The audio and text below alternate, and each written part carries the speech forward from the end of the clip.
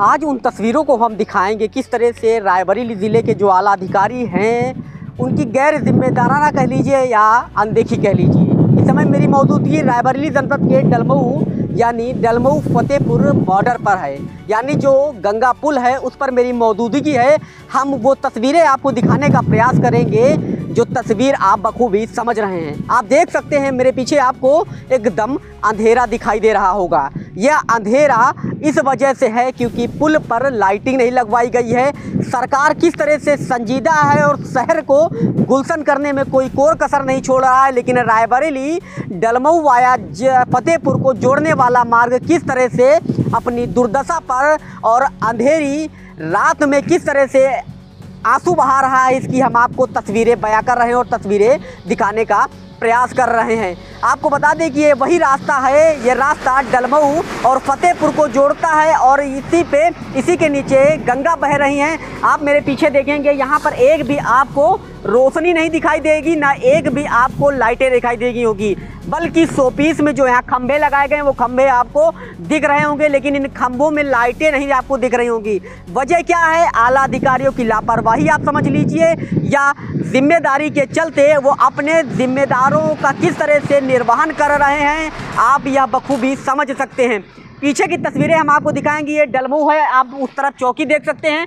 पीछे आपको तस्वीरें दिखाएंगे किस तरह से ये फतेहपुर है, बाकायदा इससे ट्रक आया जाया करते हैं। पीछे तस्वीरें आप दिखाएं किस तरह से यहाँ से आप दूर दूर तक देख सकते हैं। यहाँ पर अगर कोई अप्रिय घटना घट जाती है तो आला अधिकारी ये नहीं समझ पाते कि घटना कहाँ घट जाती है। वजह क्या है? यहाँ पर रोशनी नहीं है। लाइटें कब लगवाई जाती हैं? जब कार्तिक पूर्णिमा होती है। कार्तिक पूर्णिमा के उपलक्ष्य में लाइटिंग की व्यवस्था की जाती है, लेकिन साल में सिर्फ एक बार लाइटिंग लगवाई जाती है। उसके बाद ना आला अधिकारी देखने की जहमत उठा पाते हैं, ना स्थानीय जो आला अधिकारी हैं वो देखने की जहमत उठा पाते हैं, ना जिले के आला अधिकारी देखने की जहमत नहीं उठा पाते हैं। और यही कारण है कि जो लापरवाह अधिकारी हैं उनकी मंशा किस तरह से, सरकार की जो मंशा है कि जो चारों तरफ सड़कें हों पूरी तरह से गुलजार हों और बाकायदा उसमें रोशनी हो, ताकि जो आवागमन है वो सुगम और बेहतर हो सके। जो आने जाने वाले लोग हों उनको कोई भी दिक्कत ना हो और बेहतर तरह से वो जो अपने गंतव्य तक जा सके। लेकिन आप देख सकते हैं वो अंधेरा बता रहा है किस तरह से आला अधिकारी की लापरवाही आप समझ लीजिए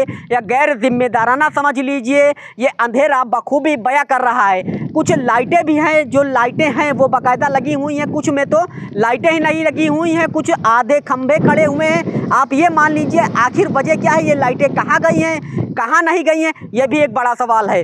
जो लाइटें नगर पंचायत की तरफ से कार्तिक पूर्णिमा में लगवाई जाती हैं वो भी गायब हो जाती हैं। ये भी बगल में यहाँ चौकी भी है, लेकिन उसको भी ये पता नहीं चल पाता है ये लाइटें कहाँ गई हैं, आखिर चोरी हो गई है या गिर गई हैं या कहाँ गई हैं, कहाँ नहीं गई हैं, यहाँ अंधेरा है या ऐसे है, लाइटें जल रही हैं नहीं जल रही हैं। कोई भी आला अधिकारी इसको देखने की जहमत नहीं उठा पाता है। और यही कारण है कि आए दिन यहाँ पे घटनाएं होती हैं। सिर्फ घटनाएं क्यों होती हैं? क्योंकि यहाँ पर लाइटिंग की व्यवस्था नहीं की गई है। आखिर लाइटिंग की व्यवस्था हो जाए तो जो लोग आते जाते हैं उनको रास्ता बेहतर सुगम हो जाए, जो अपने गंतव्य तक जाते हैं उनको एक सुगम रास्ता मुहैया हो सके। आप देख सकते हैं ये बाकायदा उस तरफ जो आप देख सकते हैं वो बाकायदा बॉर्डर बना हुआ है, वो डलमऊ का बॉर्डर है। और जो उस तरफ की बात करेंगे ये उस तरफ फतेहपुर मार्ग जाने का रास्ता है। और जो लोग फतेहपुर जाते हैं वो इसी डलमऊ से जो जाते हैं वो इसी मार्ग से होते हुए यानी गंगा पुल से होते हुए वो डलमऊ की ओर यानी फतेहपुर की ओर जाते हैं। यही एकमात्र रास्ता है डलमऊ का जो फतेहपुर की ओर जाने वाला है। लेकिन सबसे बड़ी चीज़ है आखिर क्या खबर दिखाए जाने के बाद ज़िले में बैठे आला अधिकारी, PWD विभाग के आला अधिकारी इस लाइटिंग की ओर देखने की जहमत उठा पाते या नहीं उठा पाते, या ऐसे ही जो लोग अपने गंतव्य तक जाते हैं वो ऐसे ही अपने अंधेरी नगरी चौपट राजा उसको बयां करने में कोई कोर कसर नहीं छोड़ेगा। अब देखने वाली बात यह होगी क्या खबर दिखाए जाने के बाद विभाग के आला अधिकारी इसको रोशन करते हैं या नहीं करते हैं, या ऐसे ही इस पर जो ओवरब्रिज बना हुआ है इस पर अंधेरा छाया रहेगा। ये तो आने वाला समय ज़रूर तय करेगा कि आखिर कब इसमें लाइटिंग की व्यवस्था की जाती है या ऐसे ही इस पर अंधेरा छाया रहेगा। ओम द्विवेदी, आर एक्सप्रेस, रायबरेली।